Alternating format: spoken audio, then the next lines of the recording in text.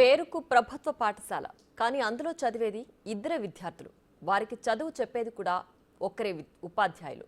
పెద్దపల్లి జిల్లా రామగుండం మండలంలోని 1 డివిజన్ పాములపేట గ్రామంలో ప్రభుత్వ బడి కథ ఇది.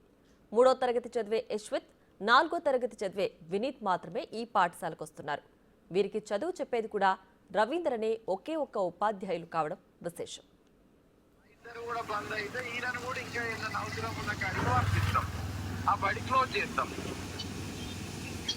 సరే సార్, గేట్ అయితే తీయమనండి సార్. చాలా ఏళ్ల నుంచి ఈ పాఠశాల ఇలాగే నడుస్తున్నప్పటికీ ఈ పాఠశాలను మెరుగుపరచడానికి అధికారులు పట్టించుకున్న పాపాను పోలేదు. పోనీ ఇంకా కొందరు పిల్లలు వస్తారనుకుంటే ఆ గ్రామంలో ఉన్నదే 50 కుటుంబాలు, 8 మంది పిల్లలు. అందులో 6గురు వేరే బడిలో చదువుతున్నారు, 2 ఇక్కడికి సర్కార్ బడికి వస్తున్నారు. ఇక్కడ ఒకే ఒక్క ఉపాధ్యాయునికి కూడా ఇదే నయం అనిపించిందేమో. ఉన్న 2కి చదువు చెప్పేసి తుర్రుమంటూ వెళ్ళిపోవడం సులువు కదా.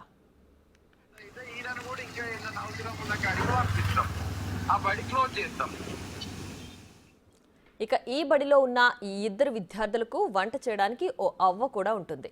ఈ 2 కోసం అన్ని వసతులు ఉన్నాయి.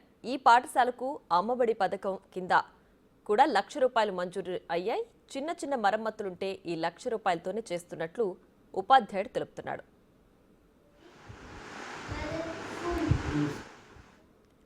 మరో విచిత్రం ఏంటంటే ఈ పాఠశాల వైపు మీడియా ప్రతినిధులు తొంగి చూడకుండా తగు జాగ్రత్తలు తీసుకోవడం. మీడియాకు పొక్కితే ఏం జరుగుతుందో అని రోజు నడుస్తున్న బడికే బయట గేటు వేస్తుంటారు. లోపలున్న మాస్టారు బయట నుంచి లోపలికి ఎవరిని అనుమతించరు. మాకు రూల్స్ ఉన్నాయి, గేట్ తీస్తే 2 పిల్లలు బయటకు పోతారు, ఆగమాగం అవుతారంటూ బుకాయింపులు కూడా ఉంటాయి. బిగ్ టీవీ ప్రతినిధి ప్రశ్నించగా ఎట్టకేలకు గేట్ ఓపెన్ చేసి మాట్లాడారు ఇక్కడి ఒకే ఒక్క ఉపాధ్యాయులు.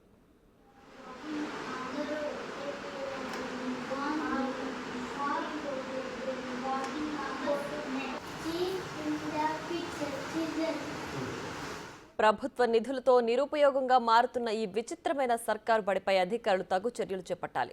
2 విద్యార్థులు ఒక్క ఉపాధ్యాయునితో సరిపెట్టకుండా చుట్టుపక్కల గ్రామాల నుంచి విద్యార్థులు ఈ పాఠశాలకు వచ్చేలా అదనపు ఉపాధ్యాయులకు ఇక్కడ పోస్టింగ్ ఇచ్చేలా చర్యలు తీసుకోవాలి. లేకుంటే ఈ పాఠశాలకు ప్రజాధనం మరింత దుర్వినియోగం అవుతుందని చెప్పొచ్చు.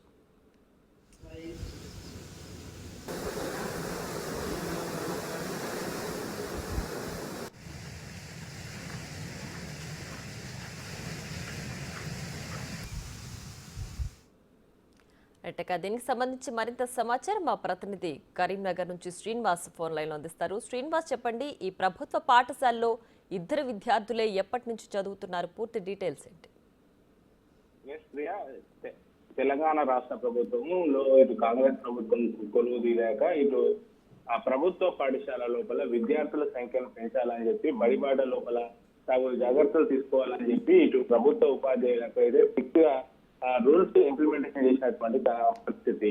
కానీ ఇక్కడ ప్రభుత్వ పాఠశాల లోపల అన్ని సవలతులు ఉన్నా కానీ విద్యార్థుల సంఖ్య మాత్రం పెంచడం లోపల ఉపాధ్యాయులు విఫలమైనటువంటి పరిస్థితి కనబడుతుంది. చాలా పాఠశాల లోపల ఇటు సర్కారు స్కూళ్ల లోపల ఇప్పటికే వసతులు లేక ఇబ్బంది పడుతున్నటువంటి నేపథ్యం లోపల ఇక్కడ పెద్దపల్లి జిల్లా రామగుండం మండలం లోపల పాములపేట గ్రామం లోపల అన్ని వసతులు ఉన్నా కానీ అక్కడ ఉన్నటువంటి ఉపాధ్యాయులు విద్యార్థులను సంఖ్య పెంచడం లోపల మాత్రం విఫలం అవుతున్నటువంటి పరిస్థితి కనబడుతుంది. ఇంకా ఆ ప్రభుత్వ పాఠశాలకు ఇటు బడిబాట కింద ₹1,00,000 కేటాయించడము, విద్యార్థులు లేని పాఠశాలకు అన్ని రకాలుగా వసతులు కల్పించడం అనేటువంటిది అయితే ఇప్పుడు విద్యార్థుల సంఖ్య లేకపోవడం అయితే ఉపాధ్యాయుల యొక్క నిర్లక్ష్యం కనబడుతున్నది. అయితే ఆ 50 కుటుంబాలు ఉన్నటువంటి ఆ గ్రామం లోపల కేవలం ప్రైమరీ పాఠశాల చదివేటువంటి విద్యార్థులు 8 మంది ఉన్నారు. కానీ అక్కడ ఉన్న 8 మందిని పాఠశాలకు రప్పించడం లోపల అయితే ఇటు ఉపాధ్యాయుడు యొక్క నిర్లక్ష్యం కొట్టేసినట్టు కనబడుతుంది. అక్కడ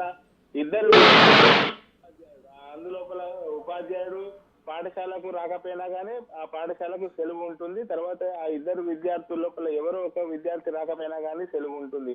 మొత్తానికైతే వచ్చామా పోయామా అనే సమయంలో కాకుండా ఇటు పాఠశాల లోపల విద్యార్థుల సవలతులు పెంచాలని చెప్పి అయితే అక్కడ ఉన్నటువంటి విద్యార్థుల యొక్క తల్లిదండ్రులు కోరుకుంటున్నారు. లేదంటే పక్క గ్రామం లోపల ఉన్నటువంటి విద్యార్థులను ఆ పాఠశాలకు వచ్చేలా చూసుకోవాలని అయితే కోరుకుంటున్నటువంటి పరిస్థితి కనబడుతుంది. ప్రియా, మనకు right Srinivas, thanks for the updates.